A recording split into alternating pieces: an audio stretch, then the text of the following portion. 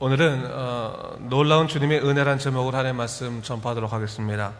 오늘 본문의 말씀은 크게 두 가지 사건을 다루고 있는데 11절부터 17절까지는 나인성 과부의 아들을 살리시는 예수님의 이적에 대해서 이야기하고 있고 18절부터 23절까지는 이 사건에 대해서 들은 요한이 예수께 자기의 제자를 보내어서 질문하고 있는 장면을 이야기하고 있습니다. 하지만 오늘 요한의 질문은 앞에 나인성 과부의 아들의 소생 사건에 대한 반응이기 때문에 전체적으로 절대적인 주님의 은혜라고 하는 차원에서 이 이야기를 살펴볼 수 있습니다.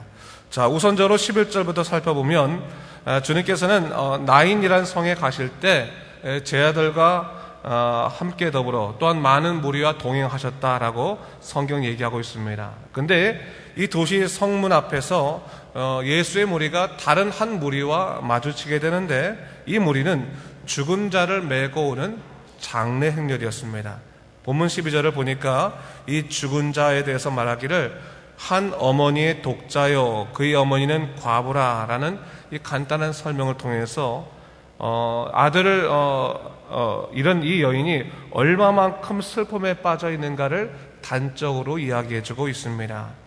자, 많은 사람들이 예수님께 몰려들어 주님의 말씀을 듣기 원했습니다. 아마도 나인성에 가까울수록 그 무리는 더욱더 커졌으리라 생각합니다. 그들이 모두가 다 예수의 은혜로 인해서 새롭게 될 인생의 기쁨을 기대하고 있을 때 한 여인만은 아주 큰 고통에 빠져 있다는 사실을 얘기하고 있는 것입니다. 특별히 이 나인성의 나인이라는 뜻이 즐거움이라는 뜻이거든요. 모든 사람이 즐거운 마음으로 예수님을 바라보고 있을 때 그 즐거움에 참여하지 못한 사람들이 있으니 누구였다는 거예요? 바로 아들을 잃은 이 과부의 일행은 그 즐거움에 참여하지 못한 것이다 라는 것을 얘기해주고 있습니다. 성경은 이 두 무리의 확연한 차이를 통해서 우리 인생의 마지막이 결국 어떠한지를 좀 명확하게 보여주고 있습니다. 아무리 인생의 수고가 있다 하더라도 인생의 마지막은 죽음이며 그 죽음에는 슬픔밖에 없음을 사실 이 과부의 슬픔을 통해서 성경은 드러내고 있는 것입니다. 자, 이 여인은 모두가 기뻐하는 예수님이 앞에 있었음에도 불구하고 자신의 슬픔에 매몰되어서 삶에 아무런 희망을 발견할 수 없는 사람이었습니다. 그런데 오늘 그녀에게 어떤 일이 일어나게 됩니까?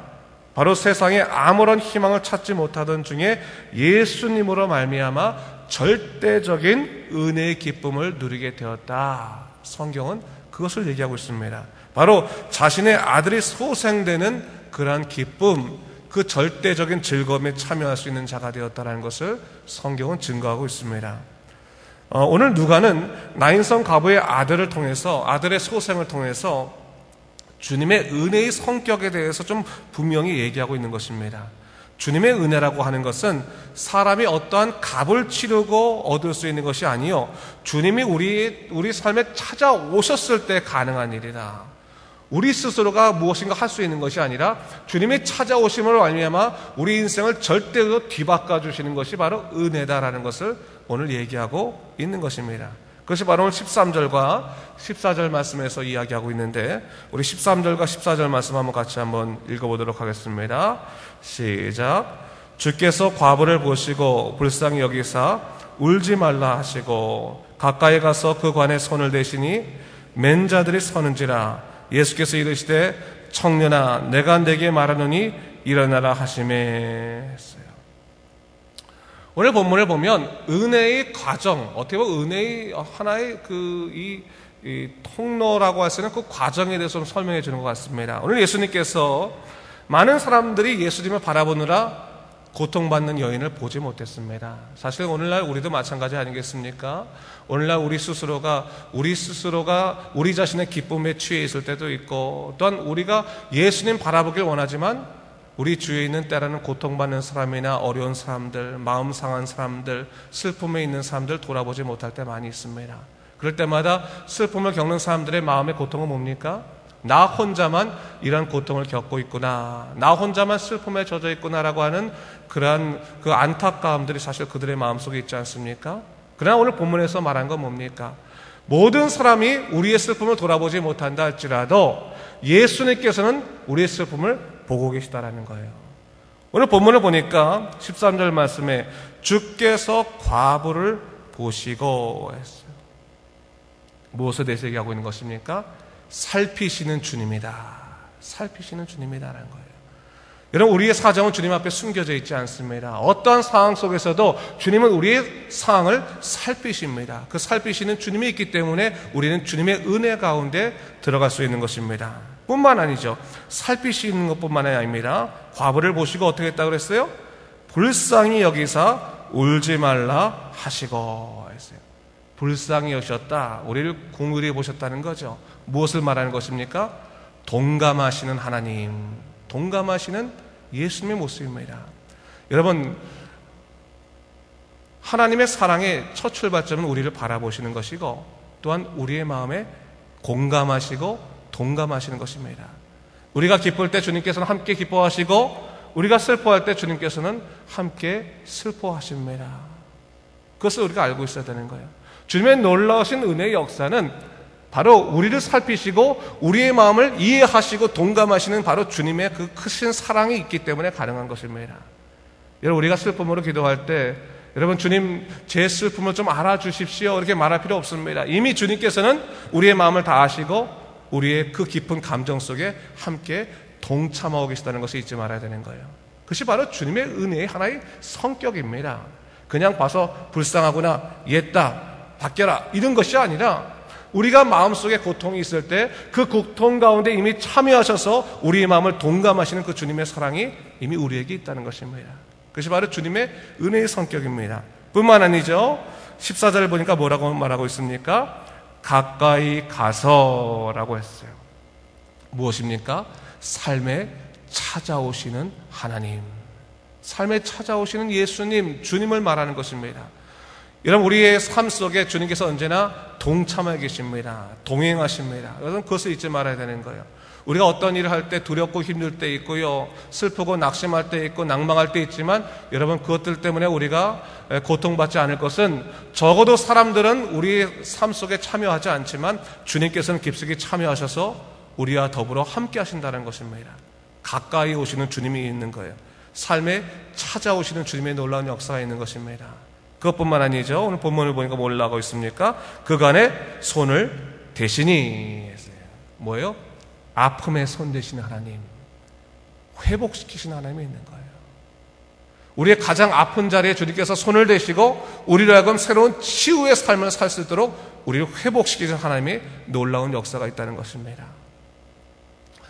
가끔 가다가 보면요, 특별히 기독교 상담에 있어서 그런 일이 많은데 과거에 큰 상처가 있는 사람들, 그래서 그 상처로 인해서 현재의 성격에 큰 문제가 있는 사람들을 상담을 통해서 치유하려고 하다 보면 어디를 만져야 되냐면 그 사람의 가장 아팠던 과거의 현장 속에 들어가야 됩니다. 그래서 그 과거의 현장 속에 그 사건을 다시 한번 재조명할 필요가 있는 거거든요. 근데 대부분의 사람들이 과거의 아픔들을 드러내지 않기 위해서 꽁꽁 기억의 무덤 속에 자기를 감춰놓는 거예요. 무의식의 세계 속에 꾹꾹 눌러놔가지고 전혀 기억하지 못하는 사람도 있고, 기억을 하려고만 한다면 너무나 괴로워가지고 견뎌낼 수가 없는 거예요. 막 이 마음에 쓴물과 쓴뿌리가 되어서 정말 어떻게 견뎌낼 수 없는 그러한 모습들을 드러내는 것을 볼 수 있습니다. 왜 그래요? 사람이란 존재가 너무나 아픈 그 사건 속에서는 그 아픔을 직면한다는 것 자체가 너무나 두려운 거예요. 그 아픔 속에 다시 한번 내가 들어갈까봐, 그 아픔 속에 들어가면 완전히 죽을까봐 그것 때문에 두려워서 들어가지 못할 때가 참 많이 있다고 합니다. 근데 오늘 주님은 어떠셨다는 거예요? 그 여인에게 찾아가셔서 그 여인의 가장 사랑하는 그 아들의 시신이 누워있는 그 관에 손을 대셨다는 거예요. 아픔에 손을 대셨다는 거예요. 아마 많은 사람이 놀랐겠지요. 관에 손을 대니까 얼마나 놀랐겠습니까? 그러나 주님이 관에 손을 대신 이유는 뭡니까? 그 여인을 아프게 하려고 하는 것이 아니라 그 여인에게 소생의 기쁨을 주기 위해서 아픔에 손대셨다고 하는 거예요. 여러분, 때때로 하나님께서 우리를 치유하실 때요, 우리 아픔 속에 찾아오실 때가 있습니다. 우리의 죄 가운데 찾아올 때가 있어요. 우리로 하여금 철저히 아프게 하시고 우리로 하여금 그 죄를 고백하게 하시는 하나님의 폭로의 그 시간이 있을 수 있습니다. 그러나 여러분 그것 때문에 두려워하지 않는 것은 뭡니까? 우리의 아픔 속에 들어오셨다 할지라도 하나님이 우리의 아픔에 손대신 이유는 바로 우리를 치유하시고 우리를 살리시고 회복시키기 위해서였다는 사실을 성경은 우리에게 이야기하고 있는 것입니다. 그것이 바로 은혜인 거예요. 여러분, 우리가 은혜라는 것 생각하면 매 순간 어떤 것만 생각합니까? 그냥 아무런 고통이 없다가 한순간에 모든 것이 즐거워진 것만 하나님의 은혜라고 생각하기 쉬운데, 여러분, 하나님의 은혜는 이런 과정이 있는 것입니다. 우리의 인생을 살피시고 우리에게 우리를 동감하실 뿐만 아니라 우리의 가까이 오셔서 우리의 아픔에 손대시는 하나님의 놀라운 역사가 있다는 거예요. 때때로 그 주님의 은혜를 체험할 때 하나님 정말로 이게 주님의 은혜입니까? 정말 이것이 주님의 사랑입니까? 라고 반문할 수 있는 그런 시간이 있을 때도 있지만, 여러분 염려하지 않을 것은 그 하나님의 손대신 가운데는 뭐가 있습니까? 놀라운 하나님의 사랑의 역사가 숨겨져 있다는 것을 우리가 잊지 말아야 된다는 것입니다. 바로 주님의 손대심이 있었기 때문에 바로 그 아들의 치유받는 놀라운 역사를 누릴 수 있게 되었다는 것을 얘기하고 있습니다. 그러면서 15절 말씀에 무엇을 얘기하고 있습니까? 우리 15절 말씀 함께 읽겠습니다. 시작. 죽었던 자가 일어나 앉고 말도 하거늘 예수께서 그를 어머니에게 주시니 했어요. 예수님의 그 다가오심은 이 과부에게 죽었던 아들을 다시금 살려서 돌려주기 위해서였습니다. 여러분, 우리가 좀 잘 알아야 할 것이, 이 과부의 아들이 그러면 그 다음부터는 건강해져가지고 열심히 살다가 죽지 아니하고 지금까지 살아 있었겠습니까? 그도 언젠간 다시금 죽을 사람이었다는 거예요. 여러분, 소생이라고 하는 것은 영원토록 사는 것이 아닙니다. 소생은 죽었다가 잠시 깨어나 사는 것이 소생입니다. 다시 죽어야 될 사람이 죽어야 될 운명을 갖고 있는 거죠. 근데 다시 죽어야 될 사람을 못하러 주님께서 살리셨을까 생각해 볼 필요가 있습니다. 여러분, 주님의 소생의 사건은 그 사람에게 하나의 놀라우신 하나님 부활의 역사의 한 단면을 보여주고 있는 것입니다. 오늘 주님께서는 이 청년의 소생보다 더 중요한 것을 오늘 우리에게도 가르쳐주고 있는 겁니다. 뭘 얘기해주고 있는 것입니까? 이 청년의 소생을 통해서 예수를 믿는 자는 죽어도 산다, 살아서 믿는 자는 영원히 죽지 아니한다는 부활의 역사를 오늘 우리에게 가르쳐주고 계신 거예요. 이 청년이 나중에 자기의 시간이 되어서 죽을 때 그가 무엇을 생각했겠어요? 야, 나 이제 진짜 죽는구나 하면서 죽었겠어요? 그가 이미 소생의 능력을 체험했으므로 주님, 이젠 전 죽어도 삽니다 라고 하면서 그의 육신으로서의 삶을 마무리 짓지 않았겠습니까? 바로 주님의 은혜는 부활의 능력으로서 복음의 역사의 소식으로서 마무리 짓게 되는 것입니다. 여기서 그것을 항상 생각해야 돼요.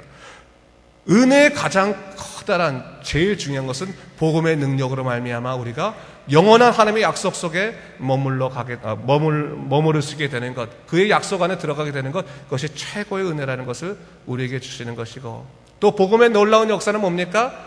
우리의 삶에 절대적인 하나님의 위로가 임하게 되는 것이 큰 기쁨이다. 그것을 우리에게 가르쳐주고 있는 것입니다. 자, 그러면서 우리 18절부터 보니까 요한의 제자들이 그 모든 일을 그에게 알리니, 19절에 보니까 요한이 제자 둘을 주님께 보내어서 오실 그이가 당신입니까? 라고 물어봤습니다. 이 놀라운 사건, 놀라운 기적의 사건이 일어나게 되자, 야, 그렇다면 주님, 우리가 지금 기다리는 그 그리스도가 정말로 당신이셨습니까? 라고 묻고 있는 거예요. 어떻게 보면 그의 신앙 고백에서 확인하고 있는 것이라고 볼 수 있습니다. 그때 주님께서 이렇게 말씀해 주셨습니다. 우리 22절과 23절 말씀을 같이 한번 읽어보겠습니다. 시작. 예수께서 대답하여 이르시되 너희가 가서 보고 들은 것을 요한에게 알리되 맹인이 보며 못 걷는 사람이 걸으며 나병 환자가 깨끗함을 받으며 기먹은 사람이 들으며 죽은 자가 살아나며 가난한 자에게 복음이 전파된다 하라. 누구든지 나로 말미암아 실족하지 아니하는 자는 복이 있도다 하시니라 했어요. 모든 것이 다 죽은 것이 깨어나고 소생되는 놀라운 역사를 얘기하고 있죠. 그것을 가장 중요한 것을 뭐라고 얘기하고 있습니까? 22절에 보니까 뭐예요? 복음이 전파된다 라는 말로 얘기하고 있어요. 복음이 전파된다. 하나님의 은혜의 절대적인 역사는 복음이다.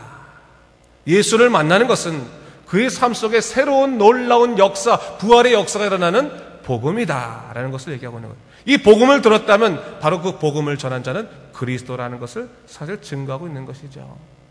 여러분, 우린 예수를 이미 만났으니 복음을 들은 자입니다. 복음의 사람답게 여러분 힘차게 능력 있게 부활의 능력을 갖고 살아가시기 바랍니다.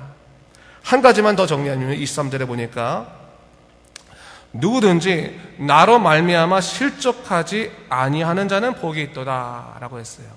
이 말이 우리 한국말로 좀 들으면 좀 의미가 오히려 좀 부정적으로 들리기도 합니다. 근데 이 말을 굳이 좀 풀어서 설명한다면 이렇게 설명할 수 있습니다.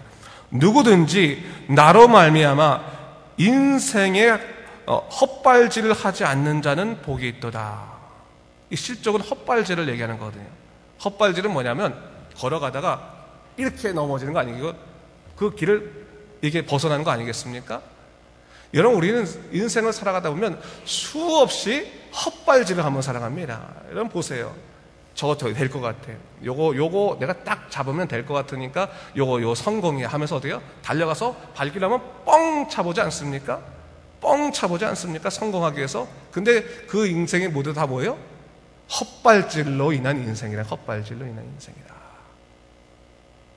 여러분, 우리가 세상 속에서 주님이 주신 길 아니고 하는 그 모든 인생의 일들은 사실 헛발질과도 같습니다. 그냥 뻥뻥 차서 승리하는 것 같지만 사실은 거기서 얻을 수 있는 인생의 유익은 없습니다. 주님 뭘 얘기하시는 거예요?